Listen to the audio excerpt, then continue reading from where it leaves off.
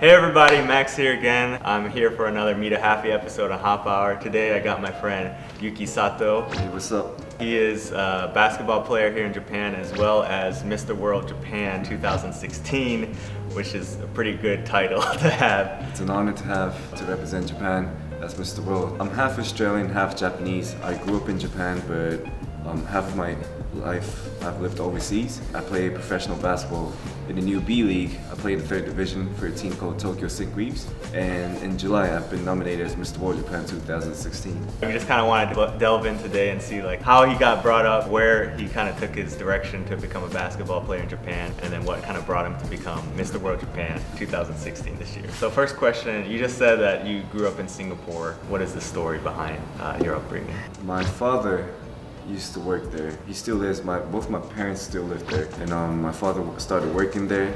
So my mom and me and my little brother was in Japan for a while, but we moved to Singapore as a family. From like 5-year-old to 13-year-old, I lived there. Went to international school there, then a local school there, and Japanese school there. So it's been within that small country, I've been around a lot. So you speak English and Japanese. Do you speak Singlish? Like Nah, but I got used to the Singlish. It's a little, it's a little hard accent. Yeah. But and I think I picked up a little bit of Chinese, like the daily stuff. Yeah. I wish I took Chinese a little bit more seriously, with the population growing so big and so many opportunities there. Yeah. It's one of my regrets in my life. I don't have many regrets, but that's one of it. Was there anything specific growing up, in Singapore, you're half Japanese. Did you feel different? Obviously, I'm sure you did, but like, how did you feel different? Like, was there anything that sticks out in your mind? Well, first of all, nobody really expected me to be Japanese with the way I look. Mm-hmm. So, people ask my name, and I say I'm Yuki, and then they're like, "You're half Japanese, Yeah. If I say I'm Australian, people will say, "Yeah, you are." But nobody expects me to be Japanese. Yeah.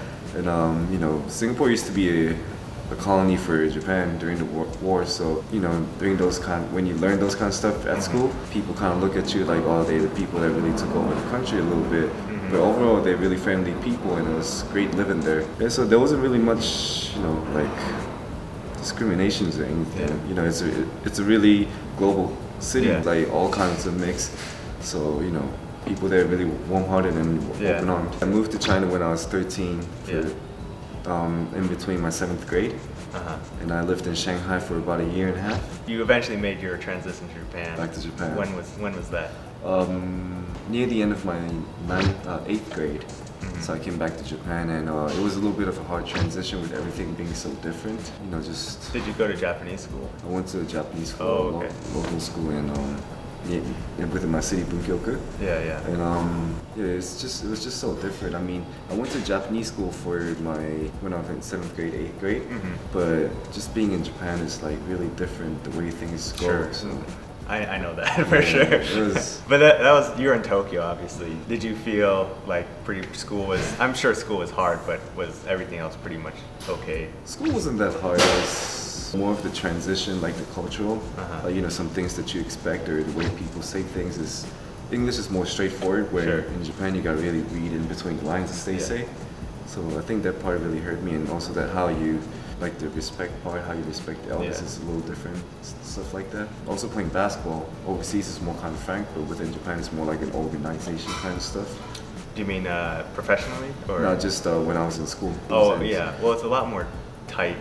It's really tight, like they don't want you to do other sports too, right? Right? They don't want you to do other sports, and practices throughout the whole year. Yeah, I so know. not much freedom there, Right. so that was kind of like new to me. Yeah, it is different because in the U.S., during fall you have football season or basketball season, and then during spring you have soccer season. Yeah, so there's no seasons. Practice throughout. So I don't know if it's a good thing or not, but me personally, I don't think so. It's nice to have some variety, which is something I thought myself. Especially when you're young, you don't know you're not going to be like, I'm going to do this and I'm going to have to do it for the rest of my life. You're going to have to try a lot. First off, you might start with basketball, but then you might actually be a good soccer player, and you might go professional. But you made like the right choice, I guess, because you're playing professionally basketball. Yeah, and that's a blessing. When did you start doing that? I signed my first contract with my team I'm in when I was 19, so I needed my parents' signature as well because the legal age is 20 in Japan as well. I gotta get that's hilarious. You're like, I'm an adult, but hold on, mom and dad, like sign my contract. It's crazy, isn't it? Like you're supposed to be an adult when you're 18, but in Japan they say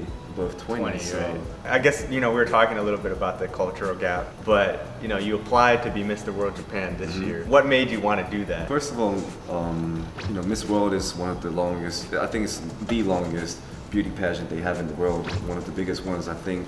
Miss World? Miss World. Okay. And I think 130 countries participate. And they started the Mr. World, the male version, because you obviously need a male version as well. But it's every 2 years, the world tournament, the finals. Last year, one of my friends, while I was still playing amateur during the off season, won the title, but there was no world tournament.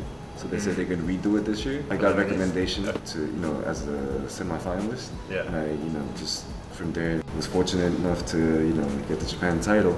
And why I wanted to get in was, basketball was changing so much, so I wanted more influence as well. As a Hafu, so I wanted to represent Japan because I think it would be a cool thing, to show pride that, I may not look Japanese, but deep down, the blood's in there, the Japanese blood's in there, and I'm proud to be Japanese, and I wanted to represent the country really well. Was there any friction, I guess, because you're half getting in, or was it pretty much? Like I said, first nobody expected me to be representing Japan, so they asked for my country name. I said Japan, and they looked at me like, are you sure?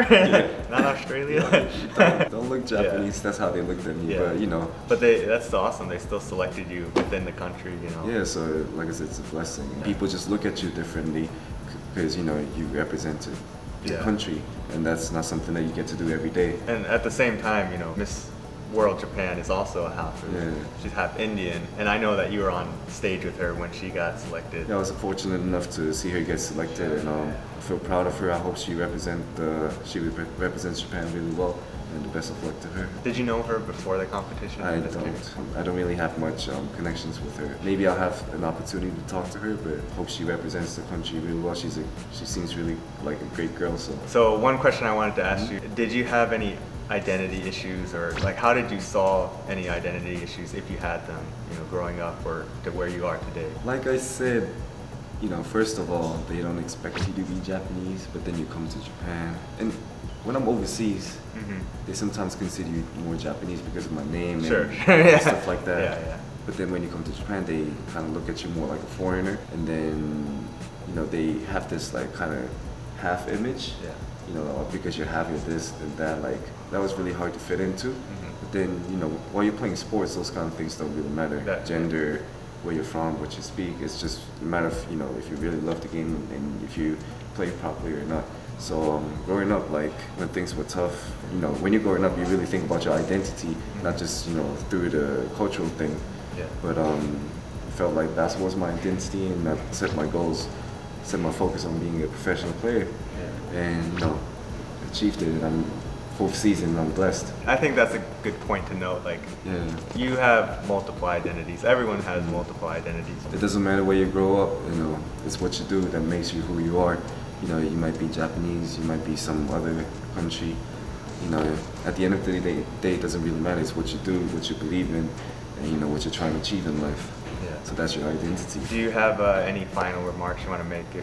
I think you pretty much closed it pretty well right now, but if you have anything else you want to say? It's getting so global right now everywhere.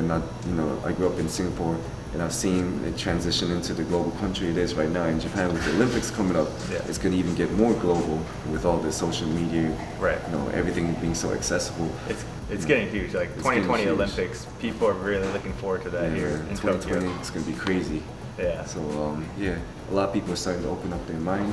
I feel the difference since the first time I got to Japan. I just hope things keep changing for the better, and I love this country from my heart, and I just hope we're an even better country. Things are changing, and changing fast. You're kind of another one of the guys that you're helping change it. So I just wanted to say thank you again for coming today. It was awesome. Once again, Yuki Sato, everybody, Mr. World Japan 2016. He's got Instagram, he's got other things you can follow him on. So make sure you follow him. But before that, make sure you subscribe to his YouTube channel. Yeah. No, he's gonna have some good plug, videos up. Thank you. Yeah, subscribe to me if you haven't. Okay, don't guys. forget to. Yeah, thank you everybody again for watching. Thanks, and man. we'll see you in some more videos later. All right, bye guys.